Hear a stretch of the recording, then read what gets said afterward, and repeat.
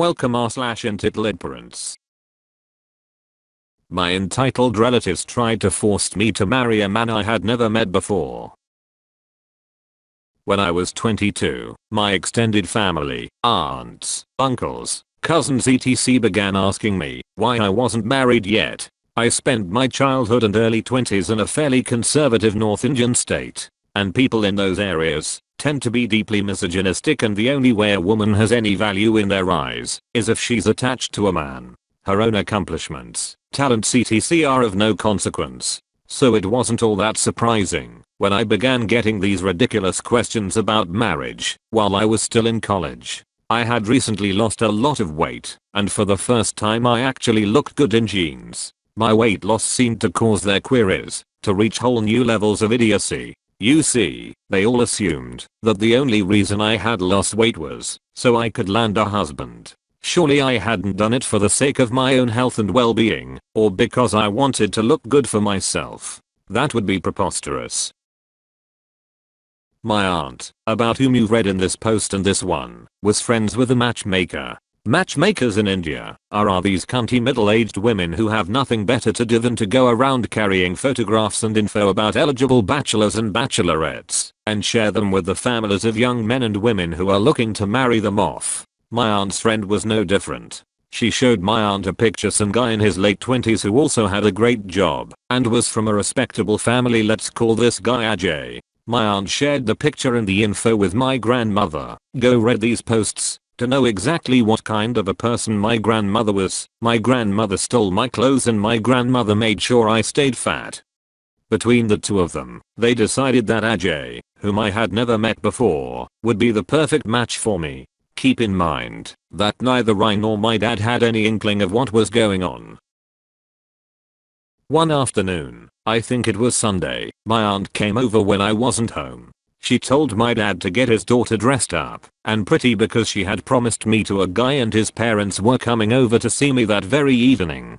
The tone in which she spoke made it sound like she had done me and my dad a big favor. My dad was shocked and asked what the hell she was talking about. She told him she had taken it upon herself to find a groom for me without my knowledge or consent and taken some of the burden off his shoulders, and that their mother, my grandmother, had approved of the match. My dad told her he would have to speak to me first, and whether the guy's parents can come over or not depends on what I have to say about this. The little cunt actually tried to convince my dad that my consent wasn't necessary and that as elders they had every right to make this decision for me. But my dad wasn't having it.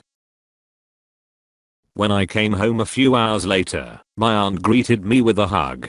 This was enough to send red flags flying everywhere. I asked her what was going on, and she gleefully told me that she had done and how her proposition had my grandmother's blessings. I told her to shove it up her ass, and that I was in no mood to have an arranged marriage. Not then, not ever. She looked shocked and asked how I could say such a thing after all the trouble she's been through in order to find such a wonderful young man for me. I decided to get dirty. I told her, if the wonderful young man is making her so wet, why doesn't she go marry him? My dad heard this and told me to watch my language. I told him I would if this bitch knew her place and knew not to poke her nose where it doesn't belong. My grandmother had heard the commotion from her room and called out to my dad. She began telling him about how she had seen the guy's picture and the matchmaker had told them all about his family and how a match like this may not come along again.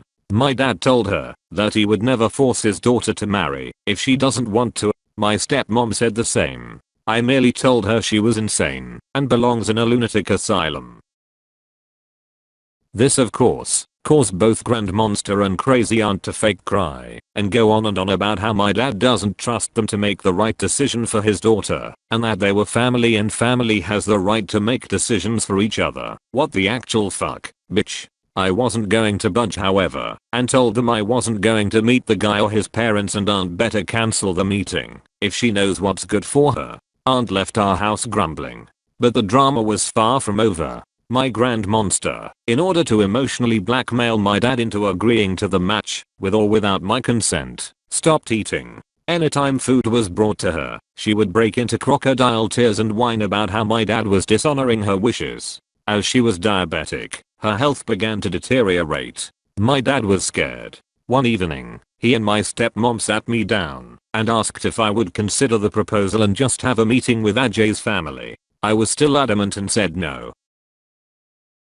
My aunt came over again and said she had great news, as Ajay's parents were still interested in meeting me and they would allow me to study and have a career after I married their son. I asked her what part of the word no did she not understand the last time we spoke, and who the fuck do Ajay's parents think they are to allow me to do anything. Aunt once again flew into an impotent rage and asked how I could be so selfish, how I could disobey my family like this, and some other bullshit about how marriage is a union between families and not just individuals, and how in her days girls were married off as soon as they reached adulthood, whether they liked it or not. I let her go on for some time as her little hissy fit was quite amusing to me.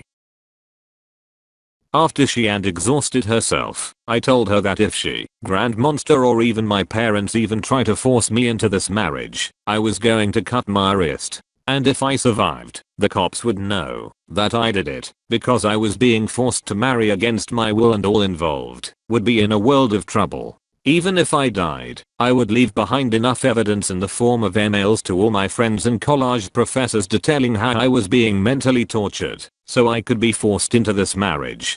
Both outcomes would result in all of them in deep legal shit. I even showed them the email I had already written. All I had to do was send it. And if any of them even think of locking me up and taking away my phone, laptop etc., they should remember that my vocal cords still work and I would gather the entire neighborhood with my screams and cops would surely be called.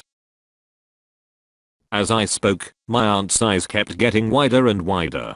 She was in shock, but she knew me well enough to know that I was very capable of doing all of this. She left quietly. Grand Monster must have heard every word, because her hunger strike came to an end. My aunt never tried to look for a match for me again. Later, my dad told me that he was only asking me to think about the match, and that he would never force me to do something I didn't want to do. I told him I knew that, and assured him that my threats were only meant to scare my aunt. And they worked.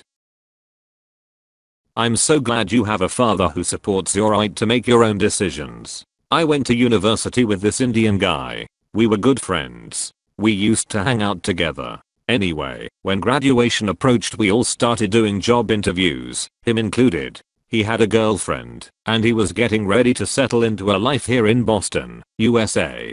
Well, one day his father calls him and instructs him to come home directly after graduation because he wants his son to come work at the family business, and surprise, he had a wife all picked out for his son, my friend.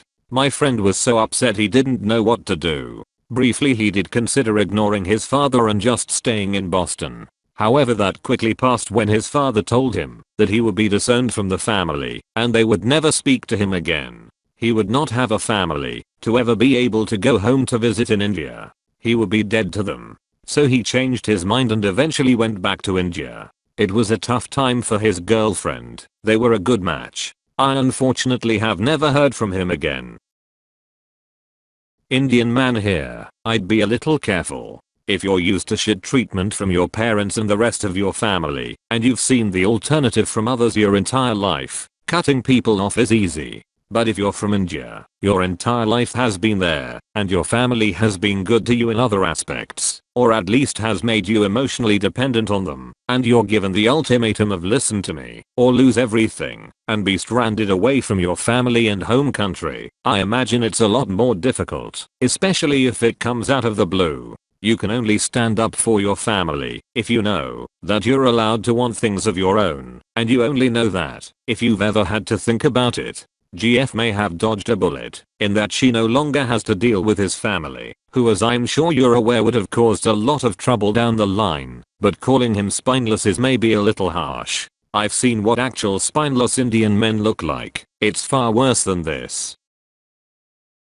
I belong to a Pakistani family, but I was born, raised, and still live in the US. I dealt with this throughout my 20s from all my aunts, on both my mom's side and my dad's. I fought against this too. At every single family gathering it was always, when are you gonna get married, have kids and a family? We can find a girl for you through church/religious establishment, etc etc. They even did almost the same to me as what happened with you. In a couple situations my aunts did all the talking with the girls' families and then told me about it when the family was ready to meet. I would always tell them I'm never going for something arranged. I don't want to be forced into that position. So I can't imagine any woman being forced into that position because I'm going along with the idea.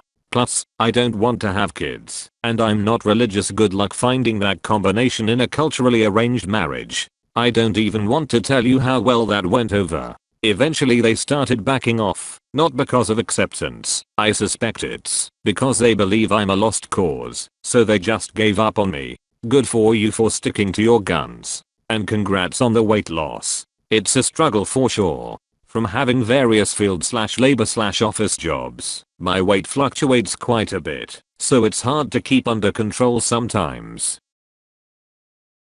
Thank you for watching. If you enjoyed the video, hit like. If you would like to see more, feel free to subscribe.